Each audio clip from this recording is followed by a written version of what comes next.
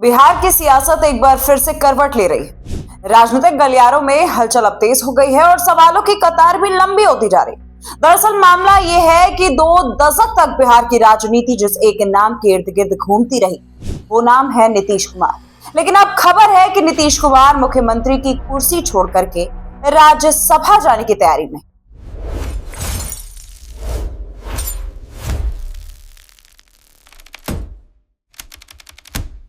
नमस्कार, आप देख रहे हैं क्लियर कट और मैं हूं आपके साथ गरीब। आज हम जानेंगे बिहार की बदलती राजनीति के बारे में। दोस्तों, अगर ऐसा होता है तो ये सिर्फ एक पद का बदलाव नहीं होगा, बल्कि बिहार की राजनीति के एक पूरे दौर के खत्म होने का संकेत भी माना जा सकता है। क्योंकि साल 2005 से लेकर के अब तक बिहार की सत्ता का केंद्र लगभग एक ही चेहरा रहा है, नीतीश कुमार। लेकिन जैसे ही उनके राज्यसभा जाने की खबर सामने आई, जो कि खबर खुद उन्होंने सोशल मीडिया प्लेटफॉर्म एक्स पर पोस्ट करके दिया है, बिहार की राजनीति में कई नए समीकरण बनते दिखाई देने लगे। सबसे बड़ा सवाल यहाँ ये उठने लगा कि अगर नीतीश कुमार दिल्ली की राजनीति में जाते हैं तो बिहार की सत्ता आखिर किसके हाथ में जाएगी? क्या पहली बार ऐसा होगा कि भारतीय जनता पार्टी का कोई नेता बिहार का मुख्यमंत्री बन जाएगा? दरअसल दोस्तों, पिछले लगभग 20 साल से बिहार में गठबंधन की राजनीति का एक तय फॉर्मूला रहा है। मुख्यमंत्री की कुर्सी जनता दल यूनाइटेड के पास और उप मुख्यमंत्री की कुर्सी जो है वो बीजेपी के पास है। साल 2005 से लेकर के अब तक यही राजनीतिक समीकरण जो है वो चलता आया है। हालांकि समय के साथ साथ राजनीतिक ताकत का संतुलन भी बदल गया। बीजेपी का जनाधार बढ़ता गया और पार्टी राज्य की राजनीति में पहले से कई ज्यादा मजबूत होकर के उभरी। यही वजह है कि अब चर्चा इस बात की हो रही है कि बीजेपी इस बार मुख्यमंत्री की कुर्सी अपने पास रखना चाहेगी या कहीं और। दोस्तों, अगर ऐसा होता है तो बिहार की राजनीतिक इतिहास में एक बहुत बड़ा बदलाव माना जाएगा, क्योंकि अब तक बीजेपी ने गठबंधन धर्म निभाते हुए जेडीयू को मुख्यमंत्री का पद दिया। लेकिन अब पार्टी के भीतर ये आवाज भी उठने लगी है कि जब पार्टी मजबूत है तो मुख्यमंत्री भी बीजेपी का ही होना चाहिए। बिहार के बदलते राजनीतिक समीकरण के बीच सियासत तूफान जो आया है, अब इसमें सबसे बड़ा सवाल यही गूंज रहा है कि अगर बीजेपी का मुख्यमंत्री बनेगा तो आखिर वो चेहरा होगा कौन? चलिए एक बार इस पर भी बात कर लेते हैं। दोस्तों, मुख्यमंत्री की रेस में कई नाम जो है वो खुल करके सामने आ रहे हैं, लेकिन जो 2 नाम है वो सबसे ज्यादा चर्चे में है। सबसे पहला नाम है बिहार के मौजूदा डिप्टी सीएम सम्राट चौधरी। दोस्तों, सम्राट चौधरी के बारे में अगर हम आपको बताएं तो सम्राट चौधरी बीजेपी का बहुत मजबूत ओबीसी चेहरा माने जाते हैं।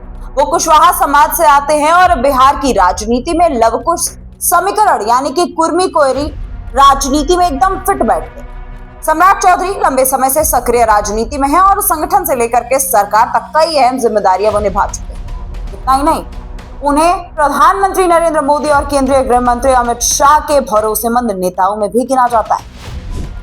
सीधा ऐसा माना जाता है कि सम्राट चौधरी का जो पकड़ है वो दिल्ली तक। लेकिन मुख्यमंत्री की रेस में एक और बड़ा नाम जो है वो भी आ रहा है सामने। वो नाम है नित्यानंद राय। दोस्तों, नित्यानंद राय फिलहाल केंद्र सरकार में गृह राज्य मंत्री हैं और उन्हें अमित शाह का बेहद करीबी माना जाता है। वो पहले बिहार बीजेपी के प्रदेश अध्यक्ष भी रह चुके हैं और संगठन पर उनकी बहुत मजबूत पकड़ भी मानी जाती है। सबसे अहम बात इसमें यह है कि नित्यानंद राय जो है वो यादव समुदाय से आते हैं और बिहार में यादव वोट बैंक लगभग 14% माना जाता है। अगर बीजेपी इस सामाजिक समीकरण पर दांव खेलेगी तो नित्यानंद राय का दावा भी काफी मजबूत माना जाएगा।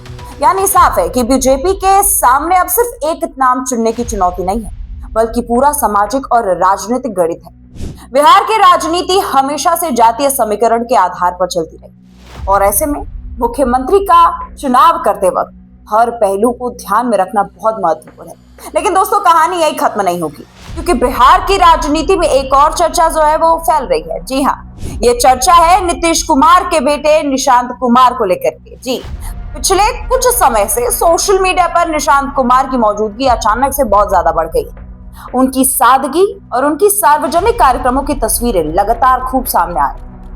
राजनीतिक विश्लेषकों का यह मानना है कि ये एक तरह की सॉफ्ट लॉन्चिंग हो सकती है, यानी नीतीश कुमार के बाद जेडीयू में नेतृत्व की जिम्मेदारी धीरे धीरे नई पीढ़ी को सौंपने की तैयारी चल रही है। ऐसा माना जा रहा है कि अगर बीजेपी मुख्यमंत्री का पद अपने पास रखती है तो जेडीयू के लिए डिप्टी सीएम का पद अहम हो सकता है। जिसके बाद से निशांत कुमार की राजनीति में एंट्री की संभावना से इनकार भी नहीं किया जा सकता। जी हाँ, हालांकि अभी तक इस पर कोई भी आधिकारिक घोषणा नहीं हो पाई है, लेकिन बिहार की राजनीति में ये चर्चा लगातार तेज हो रही है कि आने वाले समय में जेडीयू की कमान नई पीढ़ी के हाथ में जा सकती है। दोस्तों, कुल मिलाजुलाकर बिहार इस वक्त एक ऐसे मोड़ पर जाकर खड़ा हो गया है जहां एक तरफ नीतीश कुमार का एक लंबा राजनीतिक दौर जो है वो खत्म हो रहा है और वहीं दूसरी तरफ एक नई राजनीतिक कहानी शुरू होने की तैयारी की जा रही है। अब देखने वाली बात यह हो गई है कि बीजेपी बिहार में अपना मुख्यमंत्री बनाती है या फिर गठबंधन का पुराना फॉर्मूला जो है वो जारी रहेगा।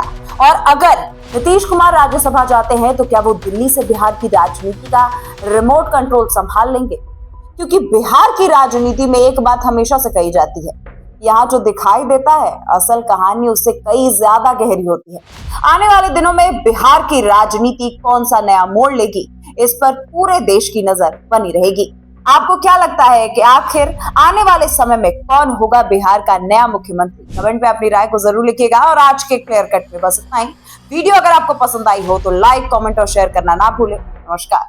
This video is sponsored by Ram Ram Group of Companies, co-sponsored by Nature House and Bhaiya Ji Silver Coated Ilachi.